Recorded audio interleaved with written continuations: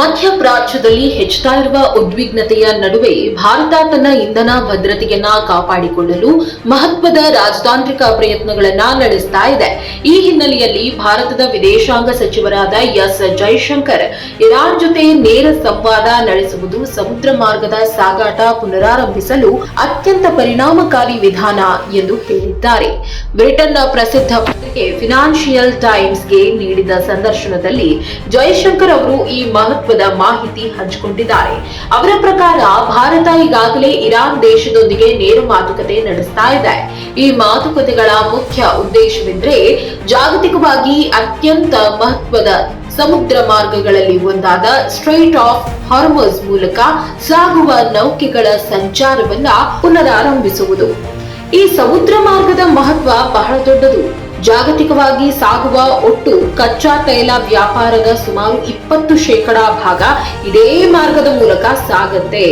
ಆದ್ರಿಂದ ಈ ಮಾರ್ಗದಲ್ಲಿ ಉಂಟಾಗುವ ಯಾವುದೇ ಅಡಚಣೆ ಜಾಗತಿಕ ಇಂಧನ ಮಾರುಕಟ್ಟೆಗೂ ದೊಡ್ಡ ಪರಿಣಾಮ ಬೀರುತ್ತದೆ. ಭಾರತ ಸೇರಿದಂತೆ ಅನೇಕ ದೇಶಗಳ ಇಂಧನ ಭದ್ರತೆ ಈ ಮಾರ್ಗದ ಮೇಲೆಯೇ ಅವಲಂಬಿತವಾಗಿದೆ. ಈ ಹಿನ್ನೆಲೆಯಲ್ಲಿ ಭಾರತ ಇರಾನ್ ಜೊತೆ ಸಂವಾದ ನಡೆಸಿ ಸಮಸ್ಯೆಗೆ ಪರಿಹಾರ ಕಂಡುಕೊಳ್ಳಲು ಪ್ರಯತ್ನಿಸ್ತಾ ಇದೆ.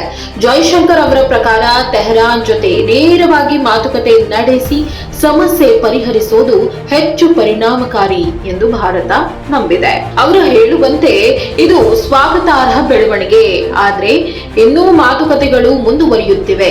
ಈ ವಿಷಯದಲ್ಲಿ ನಿರಂತರವಾಗಿ ಕೆಲಸ ನಡೀತಾ ಇದೆ ಎಂದು ಸ್ಪಷ್ಟಪಡಿಸಿದ್ದಾರೆ. ಈ ರಾಜತಾಂತ್ರಿಕ ಪ್ರಯತ್ನಗಳ ಫಲವಾಗಿ ಈಗಾಗಲೇ ಕೆಲವು ಸಕಾರಾತ್ಮಕ ಬೆಳವಣಿಗೆಗಳು ಕಂಡು ಬಂದಿವೆ ಎಂದು ಜೈಶಂಕರ್ ತಿಳಿಸಿದ್ದಾರೆ. ಇತ್ತೀಚೆಗೆ 2 ಭಾರತೀಯ ಧ್ವಜ ಹೊಂದಿರುವ ಹಡಗುಗಳು ಸುರಕ್ಷಿತವಾಗಿ ಈ ಮಾರ್ಗವನ್ನ ದಾಟಿದ ಉದಾಹರಣೆಯನ್ನ ಅವರು ನೀಡಿದ್ದಾರೆ.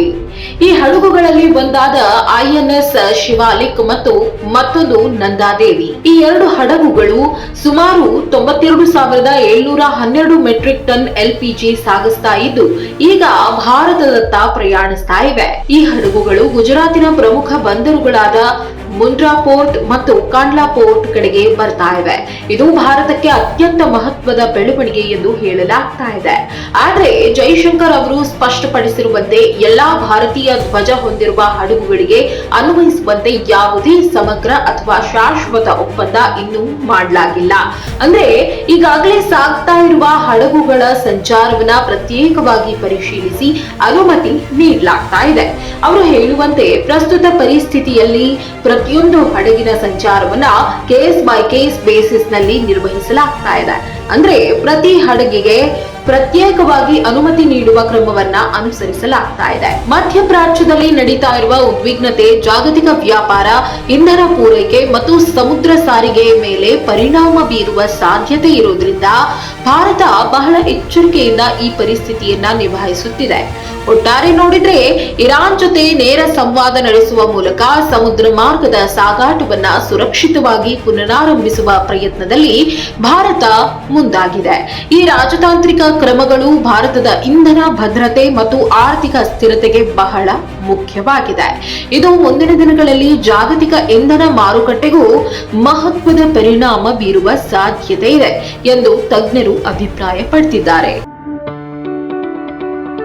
ಯಾವುದೇ ಸುದ್ದಿಯ ಅಪ್ಡೇಟ್ ಅನ್ನ ಮಿಸ್ ಮಾಡ್ಕೊಳ್ಬಾರ್ದು ಅಂದ್ರೆ ಈಗ್ಲೇ ಒನ್ ಇಂಡಿಯಾವನ್ನ ಸಬ್ಸ್ಕ್ರೈಬ್ ಮಾಡಿ. ನಿಮಗೆ ಬೇಕಾದ ಭಾಷೆಯಲ್ಲಿ ಎಲ್ಲಾ ಸುದ್ದಿ ತಿಳಿಬೇಕು ಅಂದ್ರೆ ಒನ್ ಇಂಡಿಯಾ ಆಪ್ ಅನ್ನ ಡೌನ್ಲೋಡ್ ಮಾಡ್ಕೊಳ್ಳಿ.